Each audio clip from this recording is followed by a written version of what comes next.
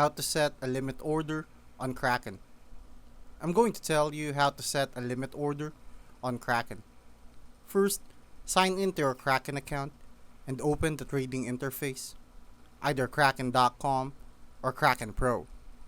Select the trading pair you want to trade, for example, Bitcoin or USD, from the ticker menu.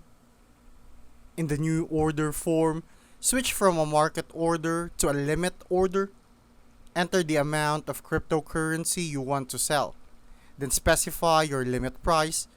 This is the minimum price you're willing to sell at, or your order will only fill at that price or higher. To increase your chances of execution, check the current order book and set your price close to the best existing bid.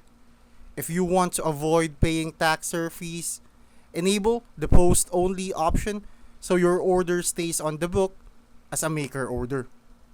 Finally, click Sell or Submit, review the confirmation screen, and confirm your order. Your sell limit will remain open until the market reaches your price or you cancel it manually. If it does trigger, it would execute partially or fully depending on order book liquidity.